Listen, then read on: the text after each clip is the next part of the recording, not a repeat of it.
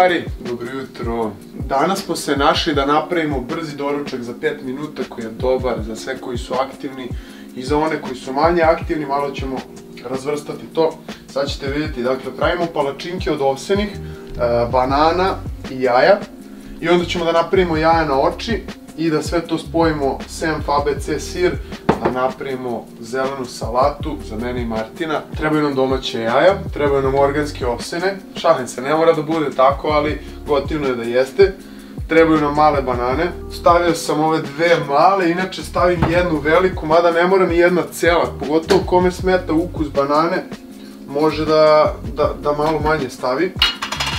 U svakom slučaju ovsene stavljamo odokativno, niti znaš koliko ima jedno jaje tečnosti u sebi, niti koliko su banane sočne, ali tu stvar možeš da ispraviš mlekom, viš mleko nisam doneo.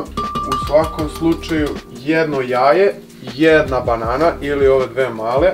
Jaja stvarno bi trebala da budu što bliža prirodnim, mnogo je velika razlika između nekih jaja koja su od koka, koje su pljucale u odnosu na ona neka jaja koja su industrijska. To je to, ovsena, jaja, banana, uključujem, kao što sam obećao, dodajem malo mleka. Ovo treba da bude nešto gušće od one regulare smese za palačinke, konvencionalne one od bake s džemom. Na vlogu pre neki dan pravio sam tortice slične ovakve, samo što nisam samleo ovsene, nego sam ih ostavio cijele. Zašto je to dobro? Kada neko hoće da unese više ugljenih hidrata, to bukvalno može ove debljine da bude, onda samo izblendiramo ili samo ispasiramo bananu i jaje i jednostavno dodajemo ovsene, samo da bude gusto onako i pečemo kao tortice. Pogledajte na to na vlogu od prekjuče i vidjet ćete kako to izgleda. Slično je ovome, ali ovo jednostavno koriste oni koji hoće malo manje karpsa da imaju. Pržit ćemo na grožđanom ulju ovog puta. Druge opcije su kokosovo, možda puter, svinjska mast.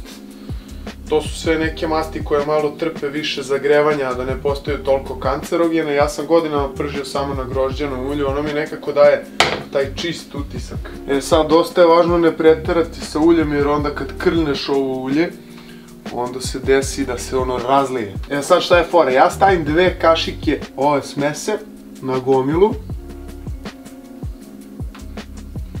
i samo ga malo potapkam i to postane palačinka. I to krugla, lepa, kao američka. Ali ovdje nećemo zvati američka, ovdje ćemo je zvati V1 palačinka. Sad, sačekamo da se malo oladi, namažemo prvo ABC sir, onda senf i onda će da idu jaja odozgo. Se ovo jaje naprave, ja ću lepo da namažem ovaj ABC sir odozgo. Meni je on nekako najgotivniji u kombinaciji sa senfom, vi vjerojatno možete da birate neki svoj namaz i to. Jaja se trudim da ne prepečem, dakle sad ću da ih okrenem, ali hoću da ih obradim sa obe strane da ostanu kompaktna. Nazidaš jedno na drugo, mora biti kao torta složeno. I ovaj fazon.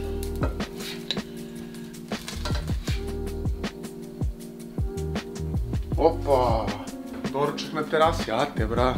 Hteo sam da vam kažem par stvari pre nego što pokidam ovo kao ludak novine.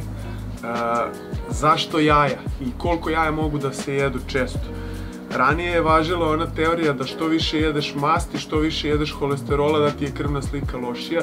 To samo delimično jeste istina.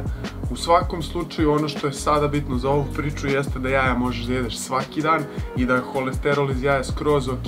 Ovsene pahuljice imaju jako dobar aminokiselinski sastav, imaju u sebi i dobrih proteina, ali su sjajan izvor ugljenih hidrata, imaju dosta vlakana, veoma su zdrave.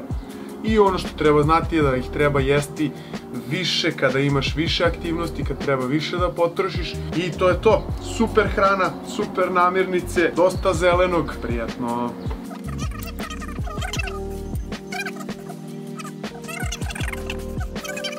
Eto ga drugari, nadam se da vam se dopao moj 5-minutni doručak. On nekad može da se pravi i brže, nekad sporije. Kad imate više vremena možete da dodate neki mleveni lan ili čija semenke u smesu. Ja verujem i da kad dodaš mericu proteina da je to sasvim realno. U svakom slučaju zapratite ovaj kanal, imam još dosta ovakvih ideja da podelim sa vama. Vidimo se ovih dana, želim vam lep dan, uživajte!